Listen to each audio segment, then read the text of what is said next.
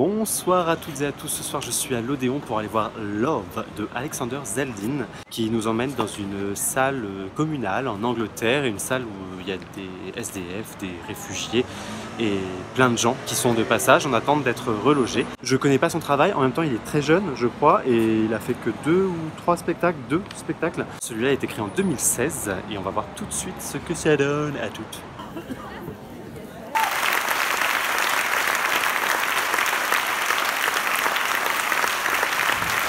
Bon, c'est une petite claque d'émotion. Je suis complètement touché. J'ai pas pleuré à chaudes larmes, j'ai juste été ému et ça m'a pas mal pris à la gorge. C'est extrêmement réaliste. On est dans cette salle qui est vraiment tout ce qu'on peut imaginer de pire. Une salle sans fenêtre, froide, un espace beaucoup trop grand, pas du tout convivial, pas du tout fait pour partager des moments entre êtres humains. Et puis il y a plusieurs familles qui sont là, toutes formes de familles. Il y a un fils qui a la cinquantaine, qui vit avec sa mère, qui est incontinente. Il y a cette autre famille qui est un peu la famille principale de la pièce. Un père qui a 2 enfants, si j'ai bien compris, et qui est remarié à une femme qui attend un 3e enfant, qui ont été expulsés et vivent là, comme ça, dans une même pièce. Et cette femme qui vient d'arriver dans le pays, qui parle encore un anglais un peu simple et approximatif. Et tous ces gens vont se croiser dans cet espace, dans cette cuisine. Et ils n'ont pas vraiment des très bons rapports en plus. C'est des rapports assez froids, comme des étrangers, oui.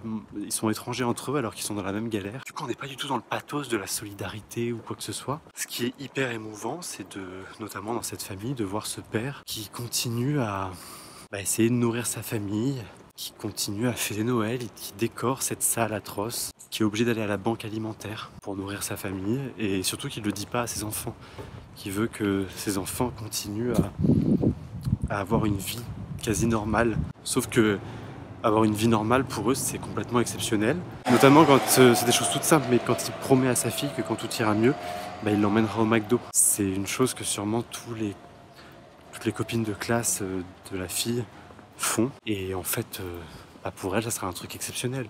C'est ce qui marquera le moment où ils seront plus pauvres, tout simplement. Ça parle aussi de solitude.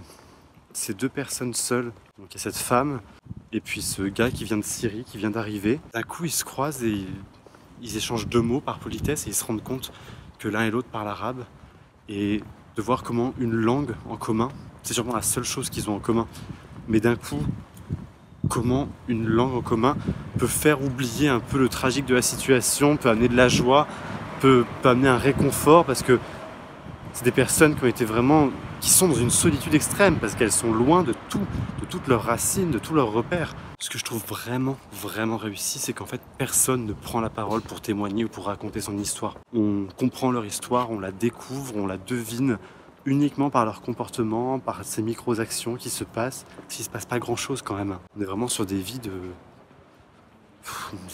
merde, des gens qui luttent pour survivre, qui sont presque dans une perte d'humanité, où du coup il y a même des jalousies qui se créent parce que l'un a du beurre et pas l'autre. Enfin, on en est là. Et en fait, ce que j'ai aimé aussi, je crois, c'est le côté un peu dystopique. Il n'y a pas d'issue.